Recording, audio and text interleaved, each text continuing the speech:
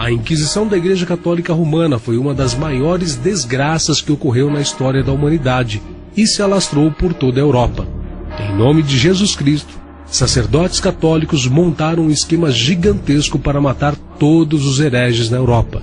A heresia era definida da forma como Roma quisesse definir. E isso abrangia desde pessoas que discordavam da política oficial aos filósofos herméticos, judeus, bruxas e os reformadores protestantes. Em nenhum lugar nas Sagradas Escrituras, Jesus matou alguém que discordasse dele. Tampouco ensinou que seus seguidores fizessem isso. Nenhum dos apóstolos deu essa instrução no Novo Testamento. Porque o Filho do Homem não veio para destruir as almas dos homens, mas sim para salvá-las. Os inquisidores católicos levavam a vítima ao ponto da morte muitas vezes, e depois paravam a tortura, de forma que a vítima revivesse, e depois pudessem ser torturadas novamente.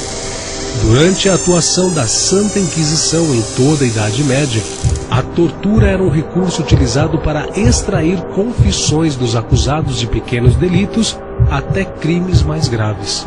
Diversos métodos de tortura foram desenvolvidos ao longo dos anos. Os métodos mais agressivos eram reservados àqueles que provavelmente seriam condenados à morte.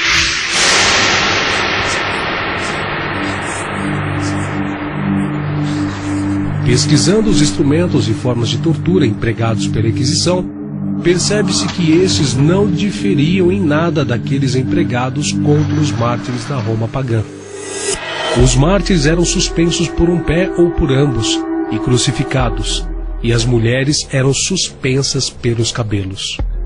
Outros eram suspensos pelos pés com uma grande pedra presa ao pescoço, ou então cobertos com mel, presos a estacas fixadas no solo e expostos ao sol para serem torturados por moscas e abelhas. Alguns eram suspensos pelos pés, recebiam marteladas na cabeça.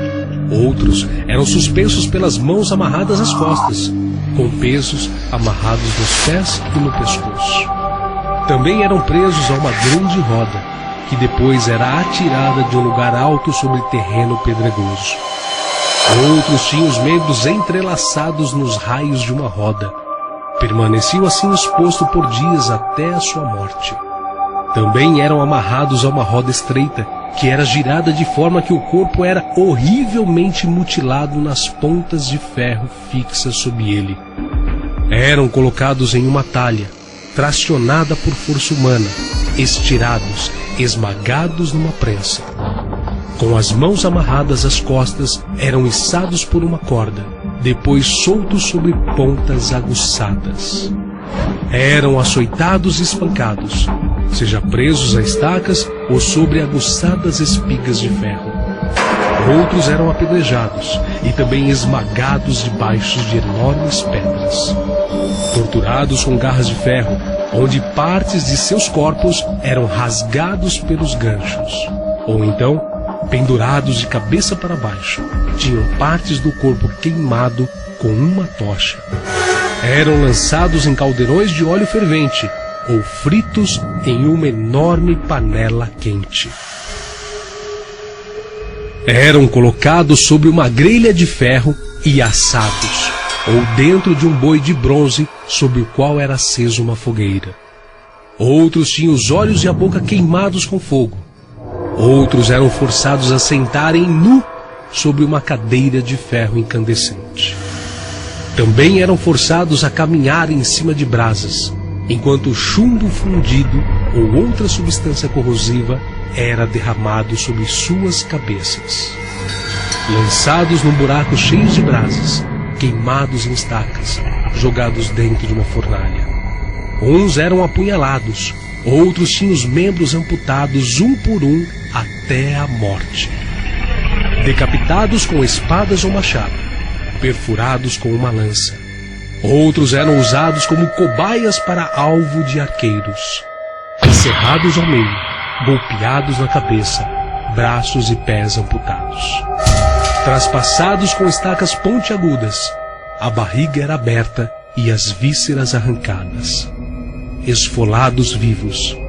Uns eram presos pelas pernas aos topos de duas árvores vizinhas, curvadas, que eram soltas em seguida. Outros eram perfurados com espinhos debaixo das unhas dos pés e das mãos. Os mártires eram presos numa rede e expostos a touros selvagens, jogados ao chão, nus para serem devorados por cães ferozes, amarrados para serem dilacerados por animais, arremessados de lugares altos, presos em caixas de chumbo e atirados em um rio, ou costurados em um saco com uma víbora e lançados ao mar, pendurados pelo queixo ou pendurados com peso sobre os ombros, presos em roda onde eram rolados sobre pontas afiadas ou sobre uma fogueira acesa, estirados sobre um cavalete ao ponto de terem os braços e pernas deslocados, colocados em barcos em chamas e lançados ao mar. As mulheres tinham os seios amputados, os homens, a língua cortada, os dentes arrancados ou o olho perfurado. Outros eram presos nus em cavalos indomados e arrastados sobre terreno pedregoso. Também eram enterrados vivos completamente ou até o pescoço. Todos estes suplícios, os mártires sofriam com resignação, sabendo que teriam uma recompensa celestial reservada para eles, a qual é sobreexcelente a dor física ou humilhação a qual foram expostos. Porque para mim, tenho por certo que as aflições deste tempo presente não são para comparar com a glória que em nós há de ser revelada. Além de todo o massacre que era realizado em nome de Deus durante a Inquisição, a Igreja também organizou guerras religiosas intituladas de Guerra Santa. O objetivo alegado pela Igreja Católica para a realização destas guerras era a reconquista da Palestina, ou Terra Santa como é chamada hoje, a qual nesta época estava de posse dos árabes muçulmanos. O Papa prometeu perdoar os pecados de todos aqueles que fossem para a guerra. Como os participantes dessas expedições se vestiam com túnicas bordadas com uma cruz, o movimento ficou conhecido como a Cruzada. Do século XI até meados do século XIII, 8 grandes cruzadas foram enviadas para Jerusalém. Até crianças foram recrutadas. Acreditava-se que por serem puras e sem pecados, as crianças seriam compensadas por Deus. Porém, o seu final foi trágico. A maioria acabou morrendo no caminho, de fome ou de frio, e outras foram vendidas como escravas. Em inúmeros aspectos, as cruzadas foram um desastre. Todas falharam. Os cruzados não conseguiram expulsar definitivamente os muçulmanos, e isso durou por séculos, chegando até os nossos dias. Diante de Pôncio Pilatos disse Jesus: "O meu reino não é desse mundo. Se o meu reino fosse desse mundo, lutariam os meus servos."